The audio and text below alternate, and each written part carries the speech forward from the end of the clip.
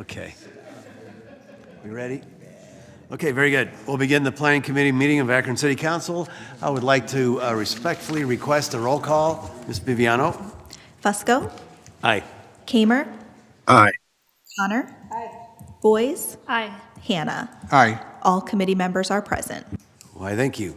I'd like to entertain a motion that we accept the minutes of the last meeting. So moved. Aye. Second. All those in favor signify by saying aye. Aye. Aye. And the ayes have it. Very good. In terms of the regular agenda, the first item that's up for discussion, I guess you could say, on the regular agenda is the piece recognizing, I believe it's primarily the enforcement of the Code of Ordinances and shifting that over to the planning side. Is there any questions or comments from anyone referencing this? I assume we're comfortable at this point to pass. So with that, I'll entertain a motion for a favorable report. So moved. Second. Okay, all those in favor signify by saying aye. Aye. Very good, the ayes have it. With that, I'm going to request time on the balance, and we can go ahead and move into the new list of legislation. The first item, I will request our clerk to read in the record, please. Thank you. Item number 1 is a resolution approving the renewal application of Mary Politz to have agricultural property at 1661 Dreisbach Ave Drive placed in an agricultural district pursuant to revised code section 929.01 and declaring an emergency. For and advertise. Item number 2 is a resolution adopting the 2025 Capital Investment and Community Development Program, legally referred to as the Capital Investment Budget, and declaring an emergency. Refer and advertise.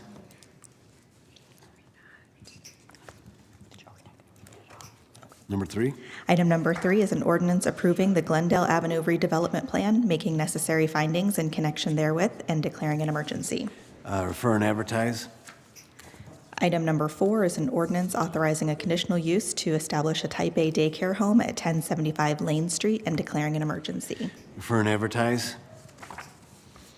Item number 5 is an ordinance authorizing a conditional use to establish a tire sales and repair shop at 1475 Massillon Road and declaring an emergency. Refer and advertise.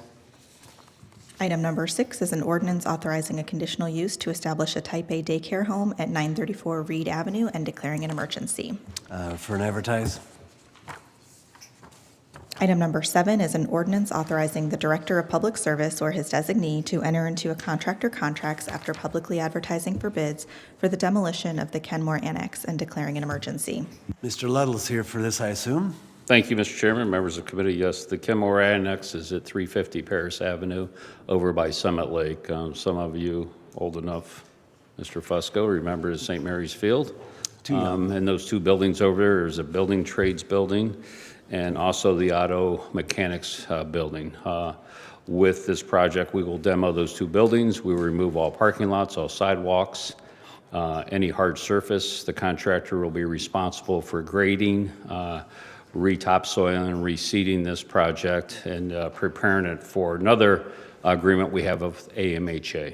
So this is for future housing or future development with them. Very good, sir. What's the cost? The cost, estimated cost on this one is $671,000, and it is in the capital budget. And we have an agreement with AMHA. Once this is done, that what the Department of Development doesn't cover, they will cover, and then it will be transferred over to them. What? I'm sorry, could you say it again? Go ahead. So this was one of the projects that we applied for the state money for demolition. There is a 25% match. AMHA is going to pay that match, so the city should not be out of pocket for this demolition. Okay, good. We're going to front the cost, demo it, and then they're paying us back, and the state's paying us back. Yeah, I relied on somebody to plug in my thing and it didn't work. So there's that. Thank you very much. This project that will, makes it easy. Yeah. Yes, so we're bidding this currently. Bids are due back in a couple weeks. Once the bids are back, obviously if it's a local contractor, it'll probably move a little bit quicker.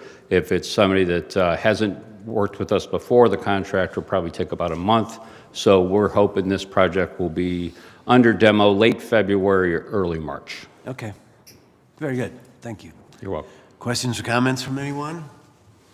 Is there timing issues? Consent agenda, okay? Consent's Would you fine. like it passed? Consent's fine. I mean, like I said, the bids aren't due for a couple weeks. Is there a recommendation? Motion for consent. Is there a second? Second. All those in favor? Aye. Aye. Against? The ayes have it. Item number 8, Ms. Biviano. Item number 8 is an ordinance authorizing the Director of Public Service or his designee to enter into a contract or contracts after publicly advertising for bids for the demolition of Rankin Elementary School and declaring an emergency. Thanks. Yes, Mr. Luddle. Thank you, Mr. Chairman, members of the committee. The original building at Rankin was built in 1926, and then there was a few additions added to this. There again, we are using the Department of Development grant money to take this building down. This bid will be due a day after the Kenmore Annex, so we're hoping the contractor that's low bid on the first one, the other contractors will kind of sharpen their pencils. Can we spread that out a little bit? And it's the same timing, late February, early March, this demo will begin. They'll be responsible for all hard surface, all buildings, the old playground, everything will be removed, and then the site will be reseeded, topsoiled and reseeded for future development. Very good, thank you. What's the estimated cost? On this one, the estimated cost is $804,000. Very good. Questions or comments? Yes, yes, sir. Thank you, Mr. Chair. How was Rankin chose as the next building to be demolished? And is it as old as Goodrich? Goodrich, go ahead, Kyle. You want to talk? Okay. Go ahead. We filled out these application for the state funding in late 2000, mid 2023. At the time, we did not have the authority. The Goodrich had not been through the VBR to have the authority to demolish it, so we could not apply for Goodrich. You'll see in the capital budget today that we do have Goodrich as a project to demolish in 2025. But these ones that we have the state funding for, we need to do first because they have to be they have to be demolished by April. So that has to be the priority in order to get the state funding, but you will see Goodrich in the capital budget today. We just didn't have the authority at the time. Thank you. Right. Very good. Consent, I assume, is okay? Excuse- Excuse me, Mr. Chair. Councilwoman Amobian has her hand raised. I'm sorry. Yes, Ms. Mobian. Yes, thank you, Mr. Chair. Mr. Luddle, this building, Rankin School, isn't it privately owned by someone?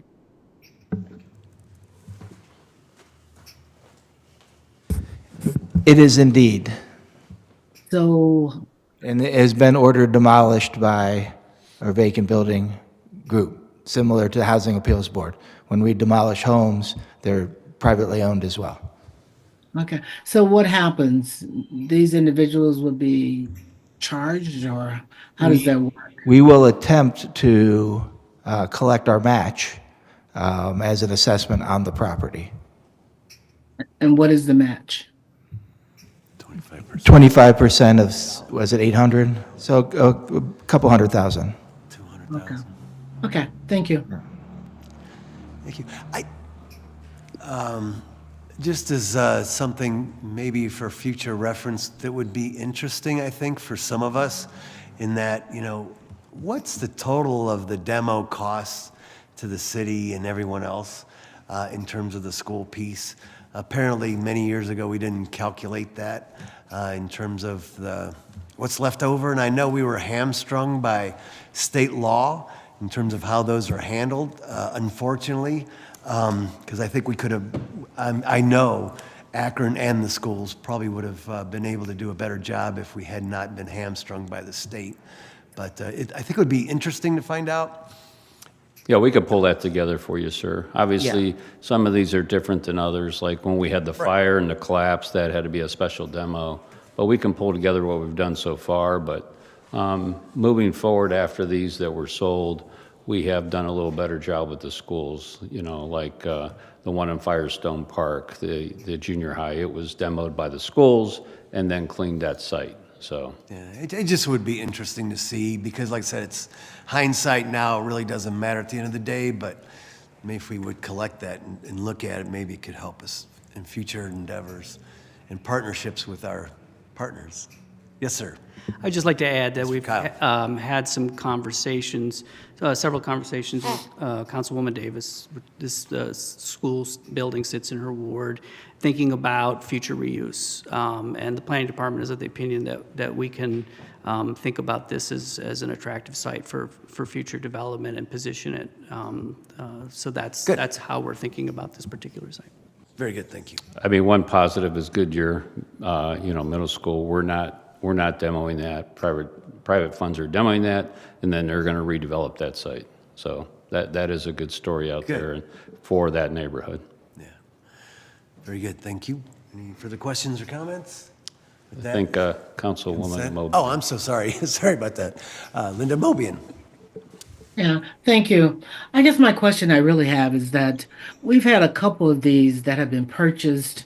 I don't know if you call it purchase, whatever they do at the end of the day, with these huge buildings to individuals who really, unless they are presenting some kind of plan to the city or to the school district or somebody, it takes a lot of funds and connections and resources to redevelop these buildings. Do we have any way of stopping? I don't know if this would speed up the demolition or not. All I know is that people purchase these huge buildings that are terribly expensive to maintain and tear down.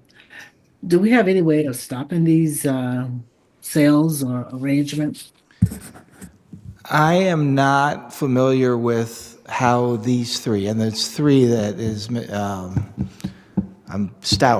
Stowers purchased. I'm not exactly sure. I was still in the law department when that went down. But how, because of state law, if buildings are going to go unused, the schools have to either make a swap with the city, like we've done on a number of occasions in the past, or offer them to charter schools. And then if that does not, then they can sell them to the highest bidder. Apparently, Mr. Stowers was the highest bidder. I am not certain. I was not involved to know why we did not work out a swap on these buildings. Okay, I'm just curious because these buildings are totally unaffordable to the average person. Correct. I agree completely. Okay, thank you. Thank you, Ms. Mobian. Further questions or comments? Consent agenda, recommendation? Is there a recommendation for consent? So moved. Second. Second. All those in favor signify by saying aye. Aye. Those against, thank you. At 3:30, I believe, we have a planning, we have a capital budget review at 3:30 within these chambers, and hoping to see everybody there. And thank you very much. With that, we're adjourned. Thanks. Our next committee today will be the Public Service Committee, and it will begin at 2 o'clock. Those committee members are Kamer, McKittrick, DeShazier, Bolden, and Lombardo. Again, that's the Public Service Committee, and it will begin at 2 o'clock. Thank you.